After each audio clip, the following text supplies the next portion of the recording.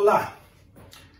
Continuando nossa aula então, falando sobre Robert Reid Calley, não esquecendo, nascido em 1809, eu cometi uma gafe na primeira aula falando que era 1908, não, é 1809, 8 de setembro, e seu falecimento se deu de janeiro de 1888, e nós estamos compartilhando aqui a vida de Calley dentro daquela perspectiva da missão da igreja, considerando, mais uma vez lembrando, que a igreja, e não é só considerar, é encarar de fato essa verdade.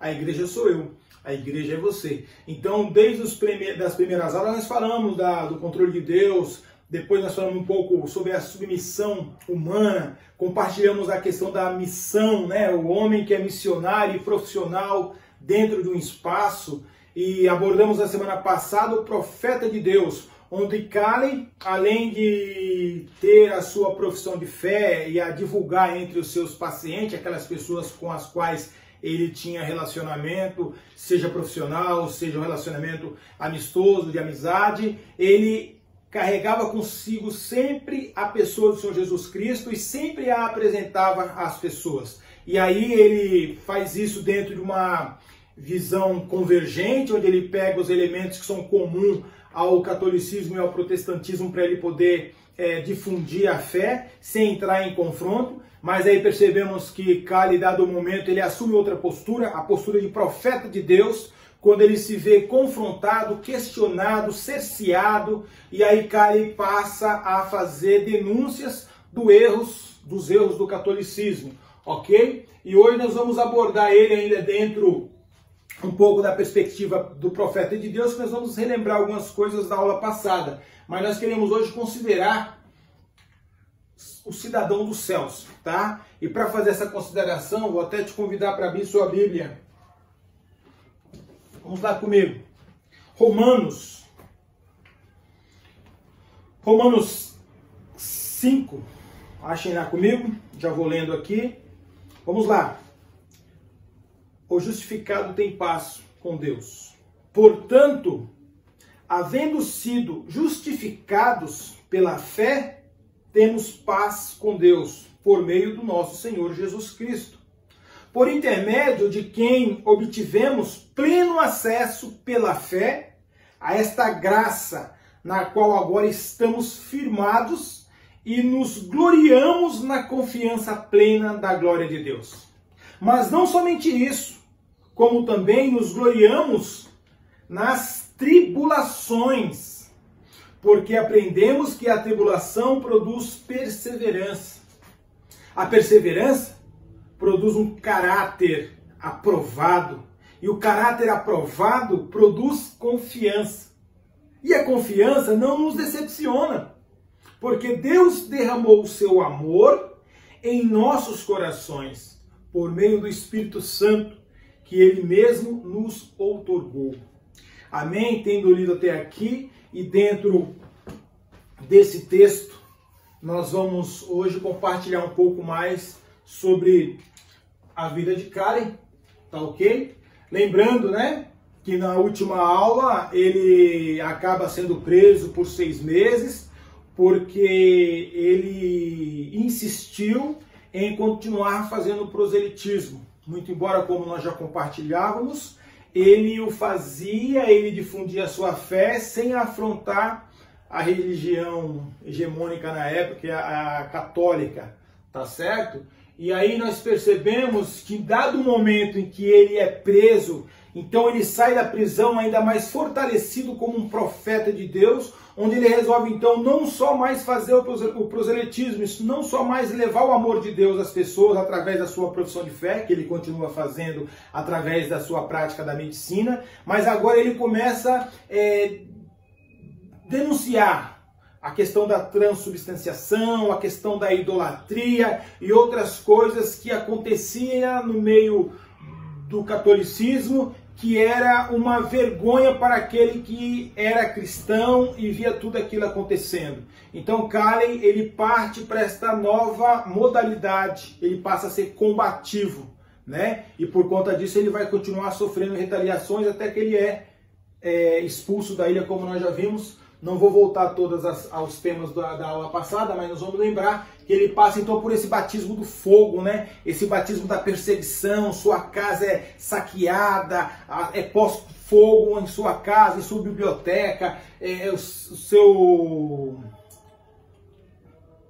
tinha uma adega de vinho também, que é destruída, até porque aquela Ilha da Madeira era uma ilha voltada para a viticultura, e aí você vê que ele tem em sua prisão, ele é cerceado profissionalmente, ele é proibido de ser sacerdote de Deus naquele local, ele acaba por fugir para as Antilhas com direção a Londres, mas ele passa nas Antilhas para deixar parte daquelas pessoas que fugiam com ele, não esquecendo que ali ficaram milhares de pessoas refugiados em matas, em cavernas. Então a coisa não foi uma brincadeira, não foi uma coisa assim do dia a dia, uma coisa que as pessoas veem e acham normal. Não, foi um acirramento, houve um calor entre o catolicismo e o protestantismo, houve esse lado combativo, e aí Cali, inclusive, quando foge, ele foge disfarçado de uma velhinha, ele toma um navio onde já se encontra sua esposa e partem então para Antilhas, depois eles vão para Londres, onde então Cali faz um livro explicando sobre sua expulsão. Afinal de contas,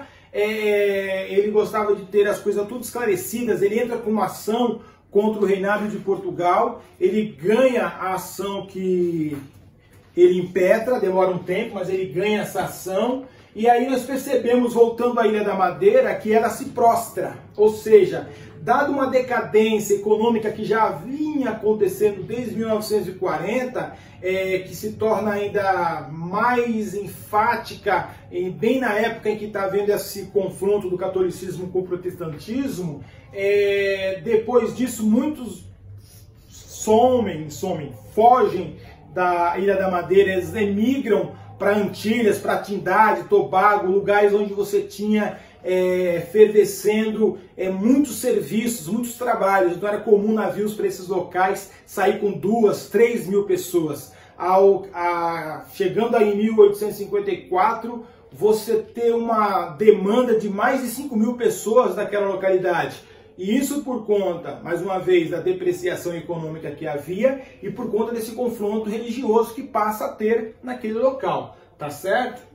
E aí, para fechar essa questão, nós sabemos que o protestantismo ele reacendeu em 1875. Então, passado 19 anos, né, de quando tudo aquilo começa a acontecer, o protestantismo que não deixa de existir lá, tá? Mesmo com todas essas fugas, com todas essas situações que ocorrem ali, há ainda um remanescente do protestantismo que permanece ali, e aí os que fogem continuam ajudando de alguma forma. Cali mesmo, quando ele parte para Londres, depois ele sai fazendo peregrinações nas localidades para onde foram os povos refugiados, os seus discípulos, podemos assim dizer, os caleianos. Então ele vai para Nova York, ele vai para a Guiana Inglesa, ele chega aí para Illinois, ele passa em muitos lugares para rever esses seus concidadãos dos céus, né? E ele tem todo um zelo, um cuidado em escrever cartas para essas pessoas, estimular o crescimento de igrejas que nascem nesses espaços.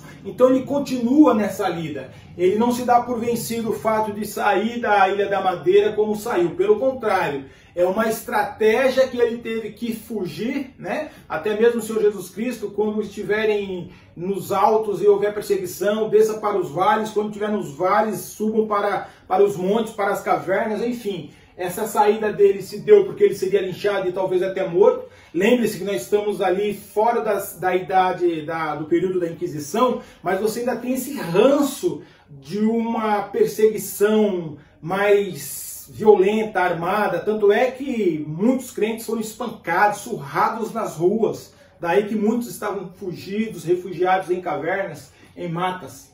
Ok? E nós não devemos esquecer, né, que Cali passa tudo isso ao lado de quem? De Margaret Crawford.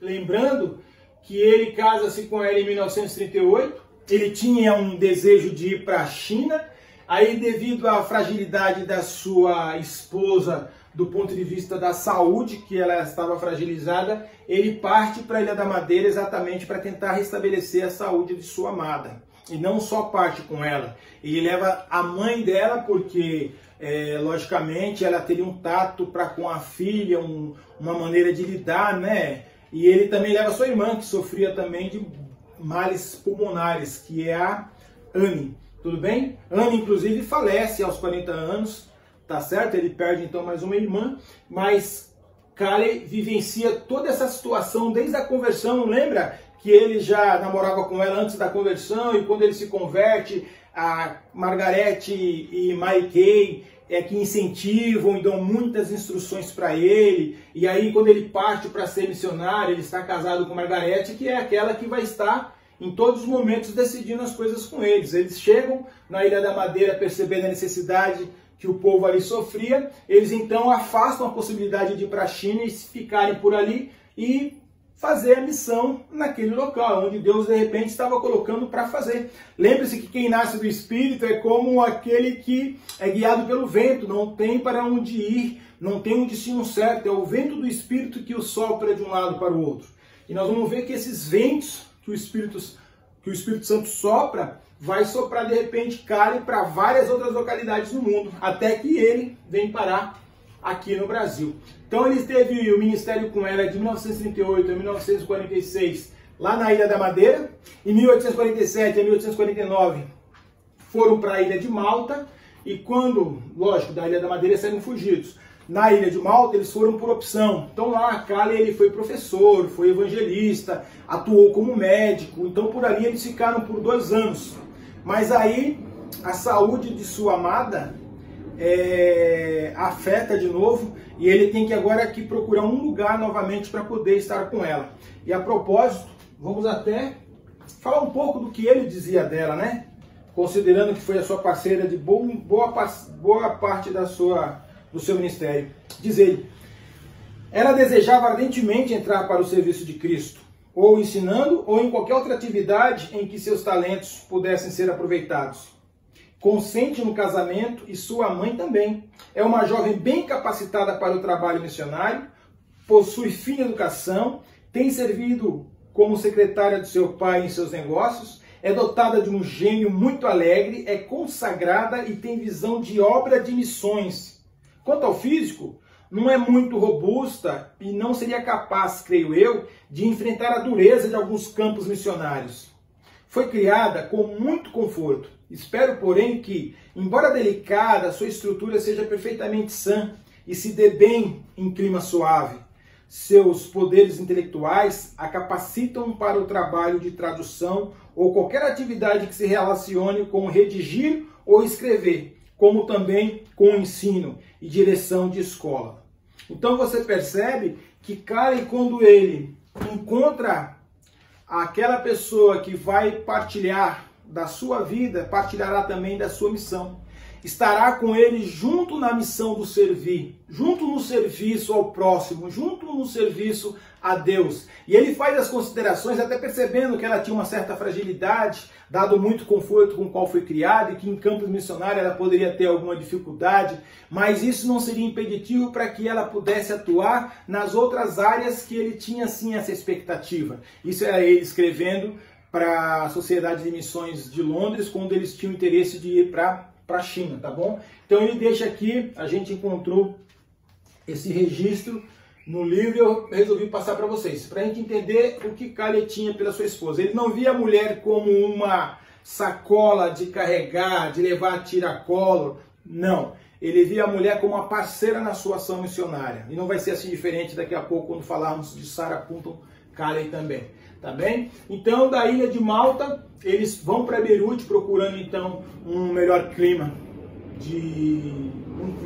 para Margarete, e lá ela vem a falecer, tá certo? E quando então ela falece, logicamente, ele vai sentir muito isso, e aí nós temos o momento em que ele com seus familiares sepultam a Margarete.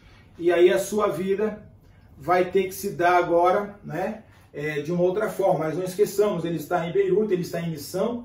Inclusive Calley, em Beirute, ele estava numa igreja dando assessoria, uma igreja que era formada por judeus e por muçulmanos nestorianos. Ou seja, em qualquer lugar que ele chegava, ele conseguia fazer o meio de campo, ele conseguia ali ser útil, né? E não esquecendo da nossa mensagem inicial, o profeta de Deus, ele não tem em si uma direção certa. Podemos pensar, o coração do homem planeja muito, mas a resposta certa vem dos lábios do Senhor. Então, aquele que nasce do Espírito, ele é lançado de um lado para o outro como vento. E assim nós vamos perceber que Caleb, juntamente com Margarete, foram para vários lugares. Agora ele a perde, então ele vai ter que lidar com essa questão, mas ele não vai se dar por vencido. Lembre-se, a morte, desde quando ele era criança, o vem perseguindo. Tira um, tira outro. Não há